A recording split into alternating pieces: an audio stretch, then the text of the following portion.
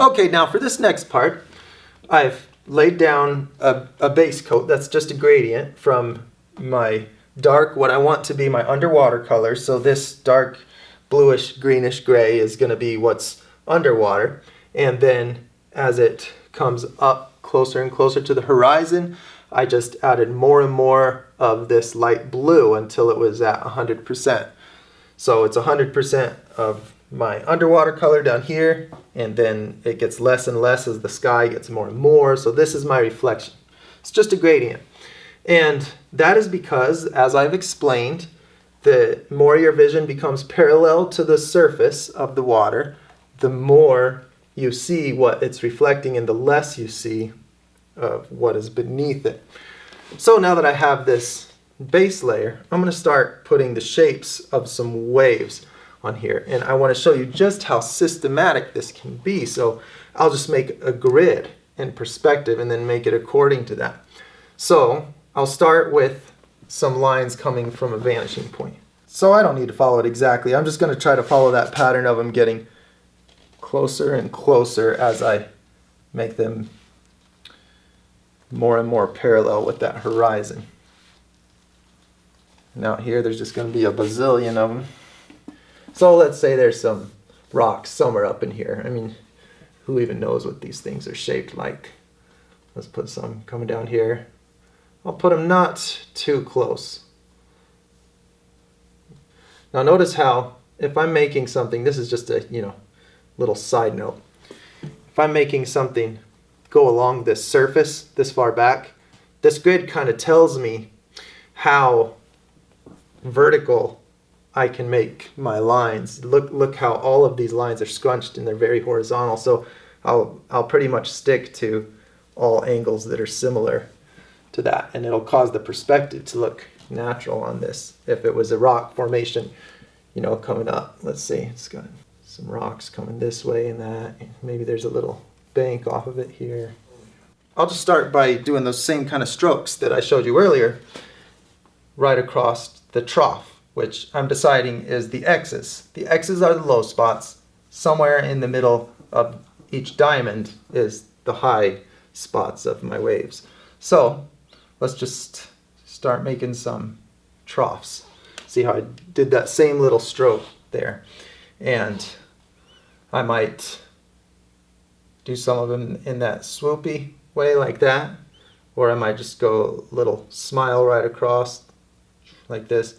The closer I get to the front of my picture, the smaller I want to make this reflection, because the less amount of surface it is that's facing this object that's getting reflected. As I get further up in this picture, these are going to start connecting together. So watch what happens when I purposely connect these and round these corners.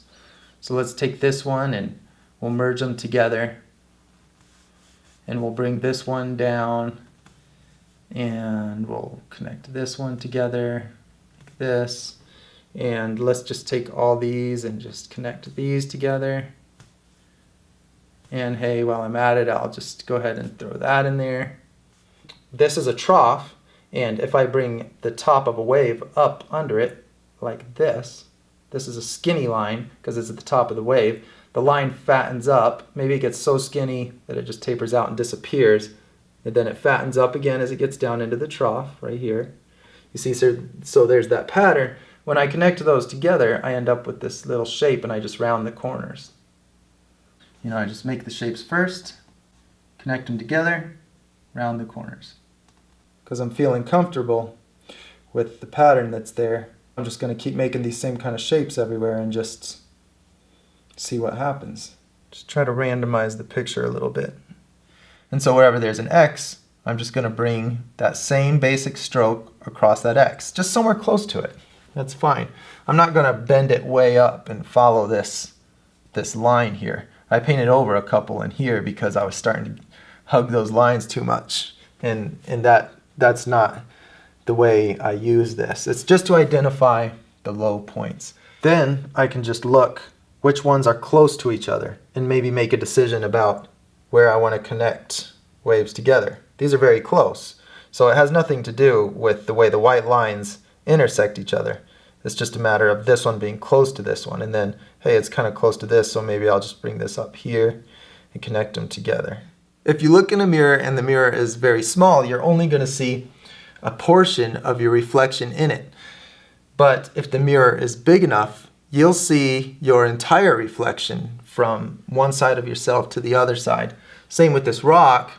If this rock is small enough and the area of reflection that is behaving like a mirror on this wave, if that's big enough, it'll show the whole image of this rock. But if this rock took up the entire sky, then it's all the way from that angle to that angle, which is much different than only these angles.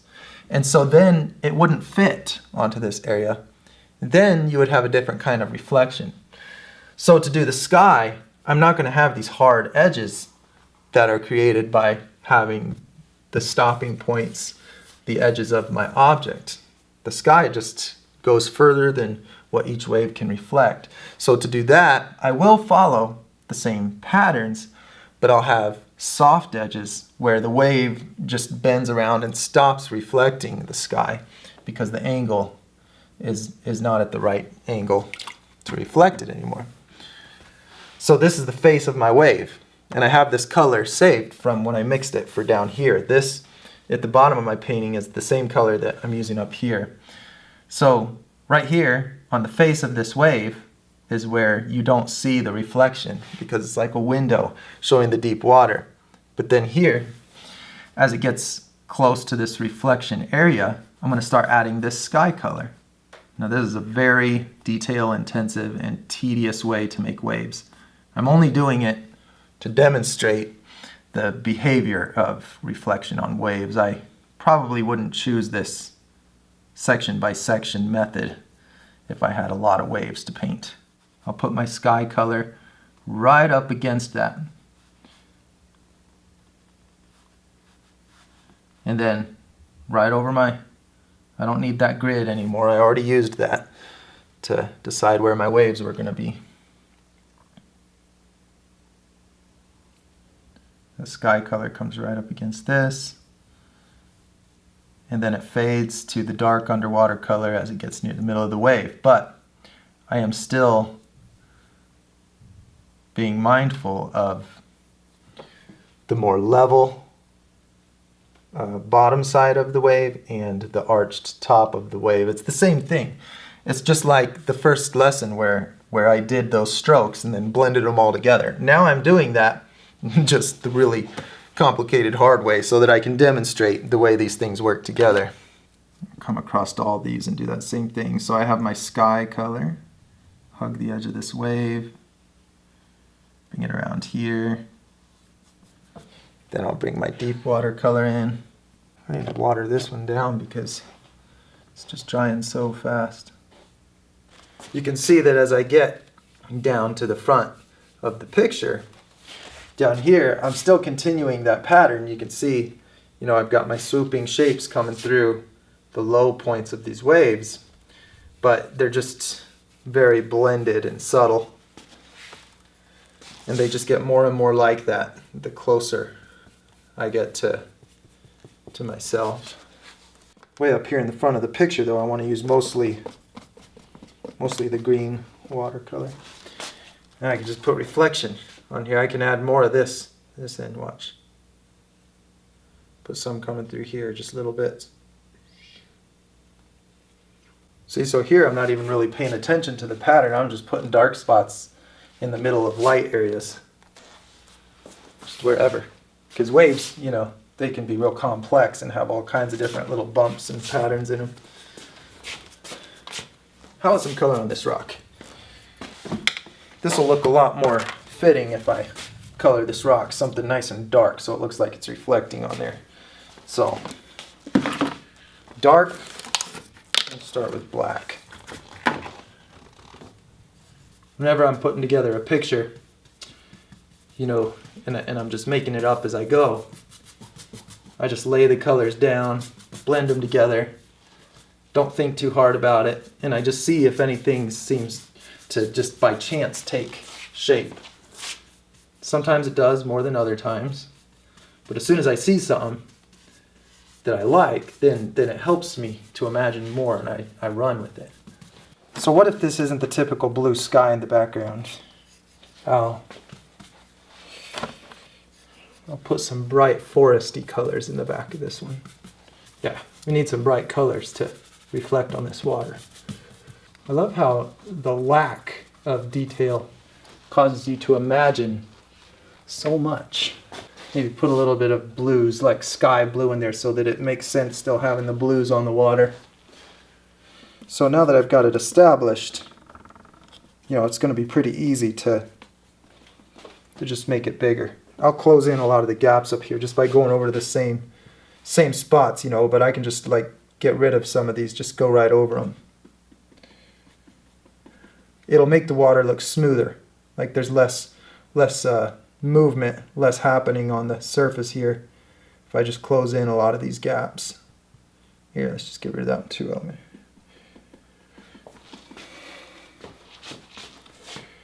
Yeah, see, like here I might just close this all the way in, just bring this all the way to here.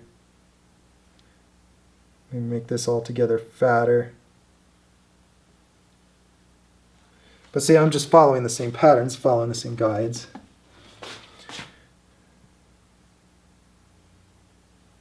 Just making them bigger. Another way to think about this is just think these are all magnets. All these dark spots of reflection, or they might be light spots, whatever it's reflecting. They're magnetic. And when they come close to each other, just like water tension, if you've ever, water, when it touches it, thunk, pulls itself together. So these are the same way. This is water. But on a two-dimensional surface, it's an easy way to think about it is that, well, if these get close enough, they're going to pull each other together.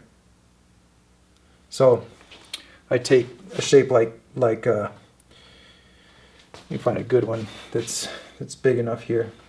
Like this, if these get closer, if this one comes up here and I taper it out this way, and where I normally might stop right there, it's real close to that one, so it's gonna pull together.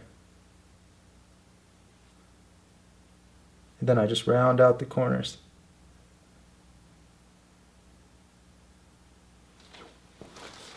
I can gradually just keep going over these shapes that I have, like this one. I can just make it bigger and make it closer to these other shapes. And the more I do that, the more it's going to cause it to look like a larger area that's reflecting, therefore facing the same angle, and causing the whole body of water to look smoother with less water texture on it.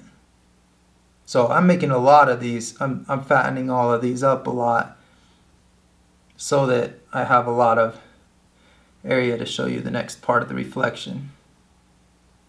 Red and yellow.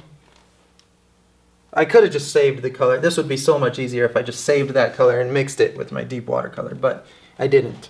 So I'm going to just mix it real quick. So my red and yellow, and then I'm going to mix it with my deep watercolor, this green that was already on this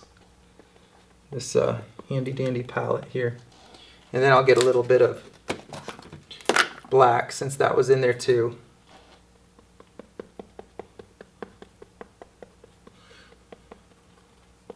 Let's see how that looks on this reflection. Yeah, see, it looks lighter and tanner than the rest. See, so that would be the reflection of this, but it's this color mixed with my deep watercolor that's down here. Now, to represent the color that is beneath this color, this was what I started with. This is the shape that I was reflecting with all of this dark reflection pattern on my water. But now I've added another color under it. And when I say under it, I mean literally lower on my painting, under it. So this bright green would be totally different.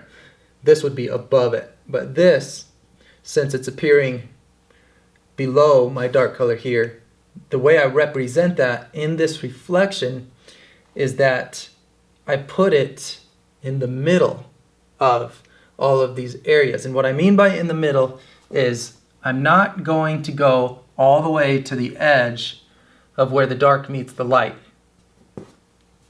I'm going to stay right here.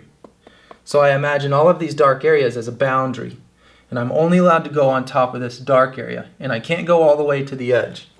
See how I'm making little patches within my dark areas. Now, I don't have to make it consistently the exact same shape, because there can be little waves that weren't big enough to catch this light sky reflection. They're in the dark areas. There still can be wave texture in there, and maybe you only see it because of this color now. But see, wherever I have my light sky color, I won't touch it with this color. I won't touch this light blue color with this tan, because in my reflection, that color does not touch the sky color. It transitions from that to this, to the sky color. But why am I putting it in the middle instead of just on one edge of all of these dark areas? The reason for that is this. A convex shape it bulges out. Concave goes in. So on this water, we have the troughs that dip down. Those are concave. A concave reflective surface will turn the image upside down. But if it's convex, like a hill, then it reflects the image right side up. As the surface of the water is beginning to bend away from me on that convex surface, and it's beginning to reflect what's behind it, it first reflects the highest colors of the image up here. And then the further down it bends, the lower the colors that it reflects. So, as I start dropping back behind one of my faces, this is a face, as I start dropping back behind it, I'm going to start reflecting the top colors first, and then as it bends further away, it reflects these lower colors.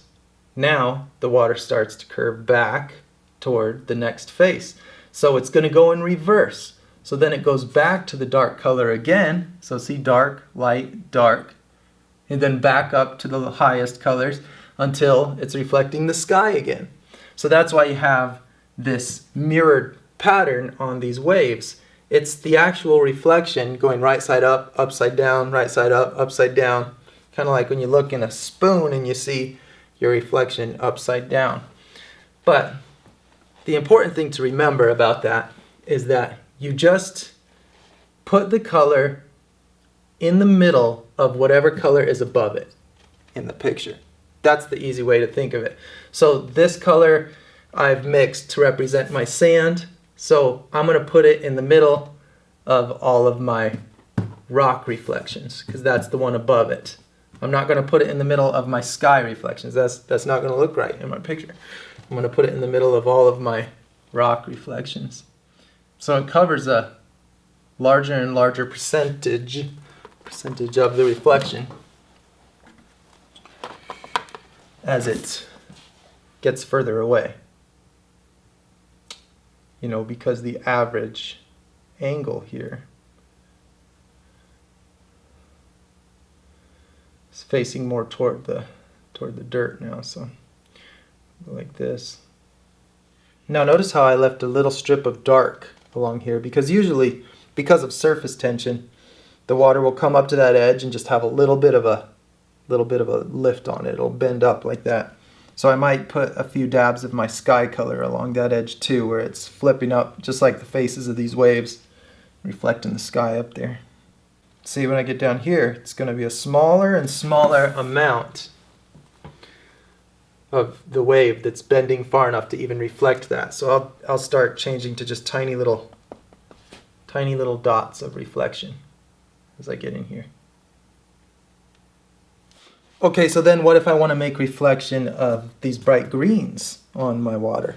Well, if I want to stay with the system, then I'm going to make sure that I put those colors only outside of this dark color. So remember, to put a color in the right spot, then you put it inside of the color that it is beneath. So my rocks I've established to be this darker green, and so that needs to be inside of these bright greens up here.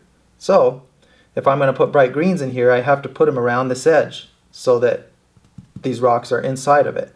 So I'll just make a little line of green around the outside, or I can make that green go as far as I want into where my sky reflection is, depending on how much of my sky is covered up by that green.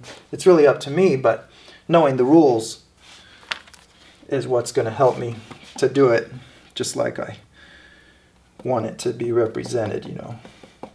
Now, I don't want to mislead you and think that I am so calculated in all of my paintings.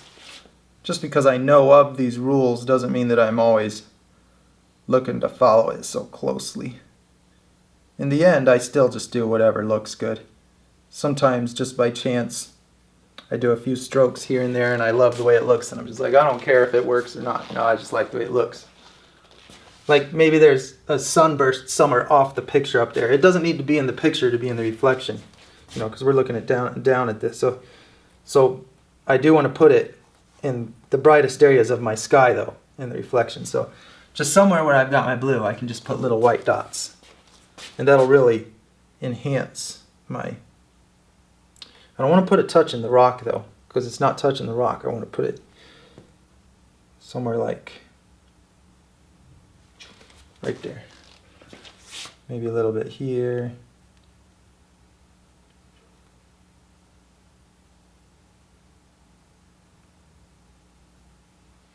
So all I did down in here was I just, you know, if I'm pretending there's a cloud somewhere in the sky, then I'm going to make sure that I put these lines in the areas that I've designated to be my sky reflection.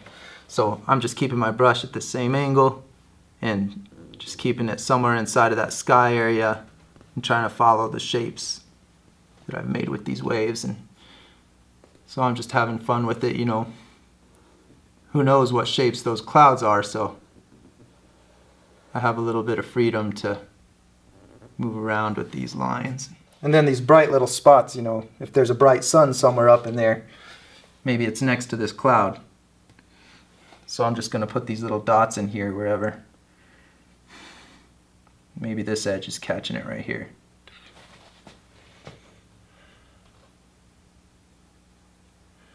Might be more than one bright spot too, you know. You can see I put a couple in here. I put two side by side because if it's like in out of the trough, then it catches the same reflection going in as it does going out. So I'll have a double of each of these little dots.